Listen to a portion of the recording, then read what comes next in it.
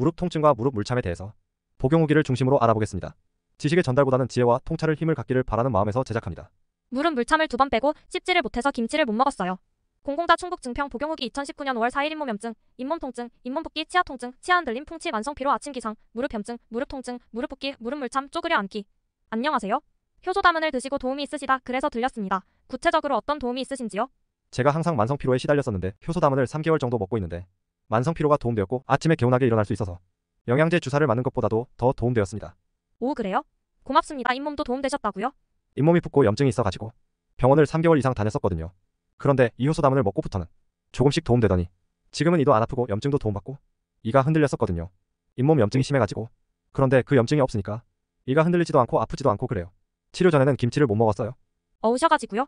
쉬고 아파서 이가 항상 염증이 있으니까 떠 있어가지고 약 먹어도 안 되고 약이 톡하고 그래서 김치를 못 먹고 있었는데 효소다문을 꾸준히 먹고 그 이후로는 잇몸이 붓지도 않고 염증도 도움되고 이도 안 아프고 지금은 싱거도 먹고 김치도 먹고 뭐든지 먹을 수 있습니다. 무릎도 물이 찼었는데 도움되셨다고요?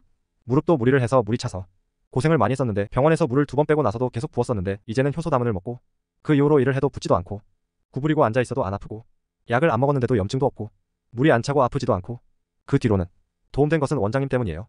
이제까지 병원에 열심히 다녔던 것보다도 효소다문을 계속 하루에 3잔씩 먹는 게 더 도움돼서 지금은 효소다문만 먹고 다른 약은 하나도 안 먹고 그렇습니다. 왜? 갑작스럽게 잇몸 질환과 풍치가 왔을까? 갑작스런 스트레스와 피로는 우리 몸에 엄청난 충격을 줍니다. 일례로 일본에서는 바둑을 두다가 사망하는 경우도 있었습니다. 엄청난 스트레스와 피로는 모든 장기와 혈관을 조여서 혈류의 흐름과 산소의 공급을 극도로 제한하고 동물적 감각으로 위험에 대응하게 됩니다. 이 스트레스 과정에서 충분한 영양과 산소를 공급받지 못하여 염증과 통증이 동반하게 됩니다. 이 극도의 스트레스 상황이 계속되면 일시에 치명적 상황이 올 수도 있다는 사실을 명심하고 또 명심하여야 합니다. 심호흡만으로도 극도의 스트레스 상황을 해소할 수 있을까? 그렇습니다. 심호흡은 매우 좋은 스트레스 해소법입니다.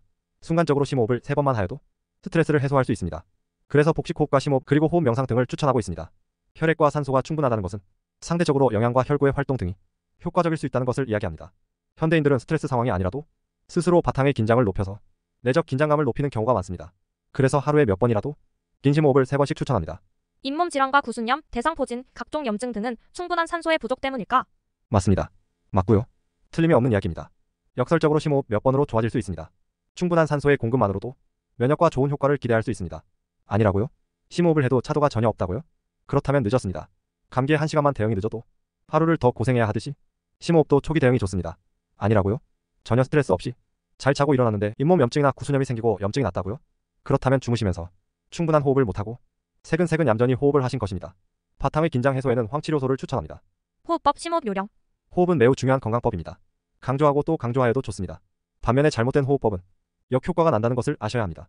심신의 안정과 각 신체기관의 영양과 산소 그리고 면역 등을 위한 혈구의 전달 등을 위하여 호흡법은 매우 중요합니다. 호흡 하나만 잘해도 다이어트가 가능합니다. 열량 에너지를 태우는 역할도 하는 것이지요. 최고의 호흡법은 복식호흡입니다. 그 이외에는 없다고 보셔도 좋습니다. 심호흡은 가슴까지 열어야 하기에 복식호흡이 아닌 것 같지만 심호흡도 복식호흡입니다. 반면에 단전호흡과 명상호흡은 일반인들에게는 권하지 않습니다. 그 이유는 스스로 바탕의 긴장을 높이는 경우가 많기 때문입니다. 또한 단전호흡과 명상호흡은 입문 초기가 지나면 스스로 호흡을 내려놓아야 하는 시기가 있습니다. 왜냐하면 초심자가 아니라면 호흡에 끄달려 있을 이유가 없기 때문입니다.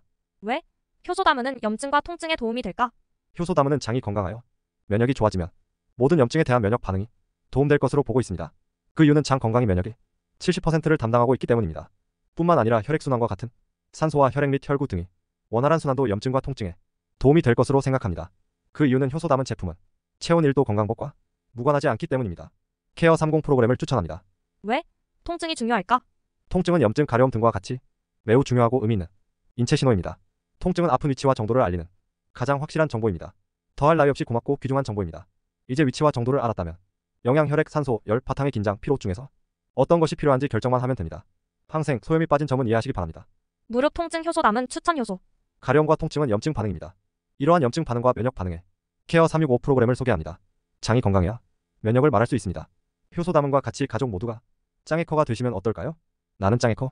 시청하여 주셔서 감사합니다. 지혜와 통찰을 드리고자 노력하겠습니다.